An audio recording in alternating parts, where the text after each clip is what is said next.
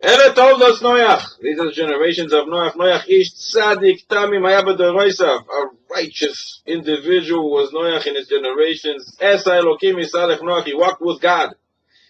What does Rashi say on this pasuk? He was a tzaddik.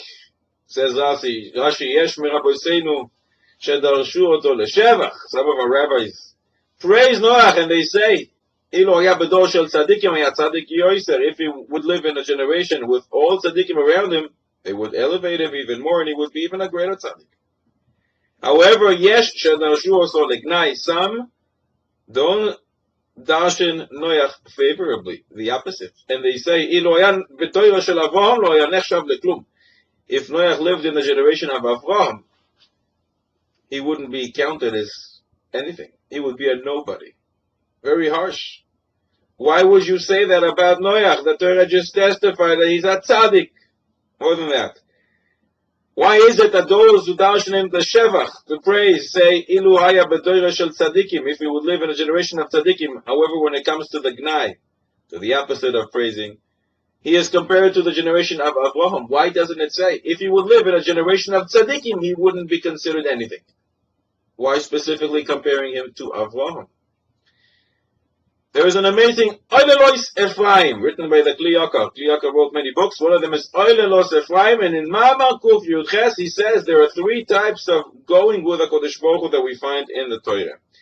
In Parashat Seh, we are commanded, Acharei Hashem Elokeichem Telechu, walk after HaKadosh Baruch Hu, your God. Regarding Avraham, the pasuk says, Hisalech lefanai ve'hei yasamim, walk in front of me. And regarding Noach, the pasuk we mentioned before says, Esa Elokim Hisalech Noach, walk with HaKadosh Baruch Hu. He walked with him.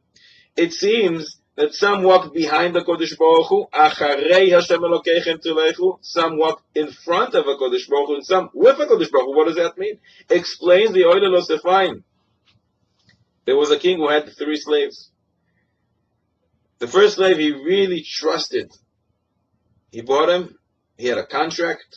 The slave swore that he would be faithful to him. He tested him many times in the past. He really trusted this slave. He had another slave whom he tried in the past, tested him. This slave served him, but there's no contract. He didn't swear to him. And there's another slave that the king doesn't really trust. He didn't test him yet. There is no contract. And he didn't take a shvuah. He didn't swear to the king. So when the king walks with these 3 slaves, how does he place him? The slave whom he trusts, he puts behind him. He's not worried he's going to run away. There's a shvuah, there's a contract. He's staying. So he doesn't have to constantly look at him. He can walk behind him. The slave whom he doesn't have a contract with, but he trusts, you can go in front of me.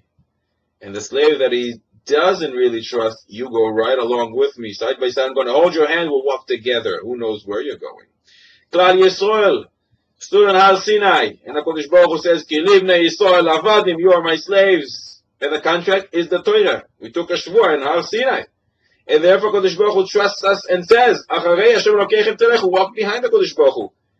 I'm sure you're staying. You're not going to run away. Avraham Avinu was tested. HaKadosh Baruch Hu trusts him. But there's no shvuah. Avraham Avinu didn't stand on Har Sinai. He didn't receive the Torah yet. Therefore HaKadosh Baruch Hu says, you walk in front of me. Hisalech lefanai.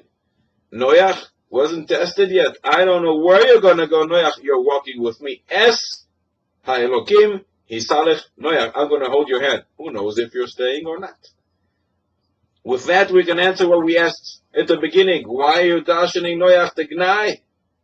The Torah testifies he's a tzaddik, so why say anything negative about him?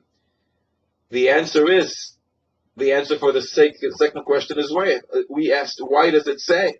V'yesh shadoshim oso legnai ilo haya b'doira shel Avraham.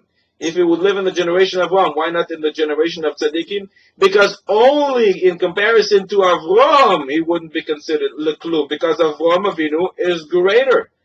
Hisalech lefanai. The Torah testifies he can walk in front of HaKadosh Baruch Hu. He doesn't need the assistance like Noach. He doesn't need someone to hold his hand. If Noach would live in the generation of tzaddikim, definitely he would be a greater tzaddik. The only gnai here, the negative aspect of things, is when we compare it to Avraham. Because by Avraham can walk in front of Hashem. Noach needs assistance to walk with Hashem. And with that, we answered both questions. The gnai is only compared to Avraham. And that is why Rashi uses the language, if he would live in the generation of Avraham.